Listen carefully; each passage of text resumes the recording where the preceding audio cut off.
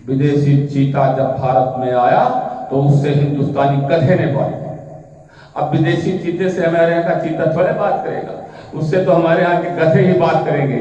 तो मैं विदेशी चीता और हिंदुस्तानी गधे की बात आप तक पहुंचाता हूं कि विदेशी चीते को देखकर गधा मुस्कुराया, बोला रे यहां क्यों चला आया।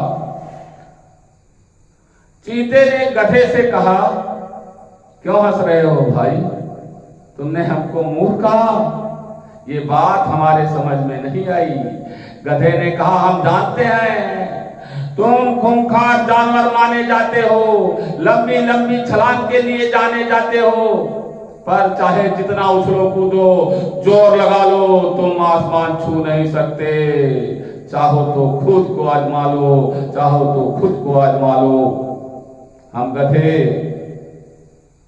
जिस भाव में बिकते हैं उस भाव में तुम बिक नहीं सकते। हम गधे जिस भाव में बिकते हैं उस भाव में तुम बिक नहीं सकते। हिंदुस्तानी गधे के सामने तुम टिक नहीं सकते, हिंदुस्तानी गधे के सामने तुम टिक नहीं सकते। हम गधे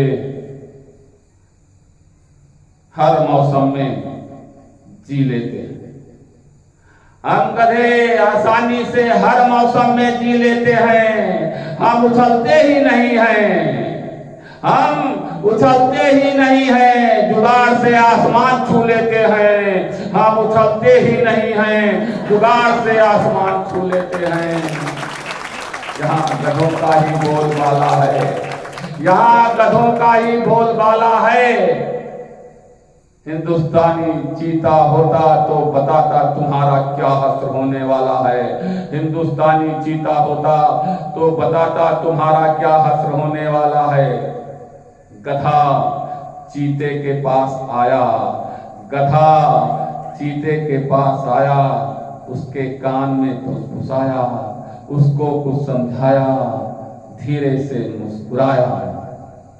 चीता समझ गया कि वो यहां आकर जीते जी मर गया। उसने जब गधे को देखा तो उसका चेहरा उतर गया। जब उसने गधे को देखा तो उसका चेहरा उतर गया।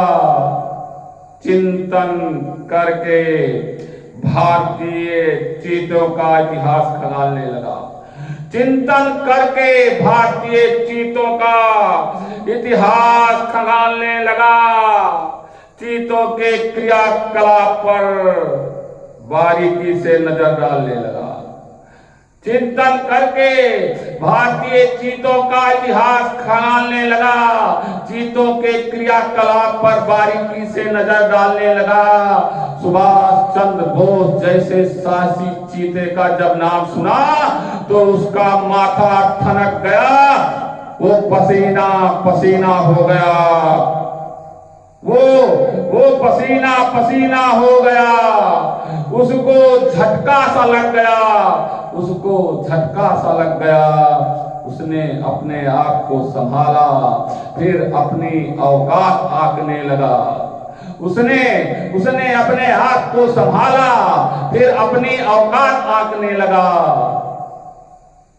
पूंछ हिलाकर गधे के साथ गायत्री मंत्र बांचने लगा। पूंछ हिलाकर गधे के साथ गायत्री मंत्र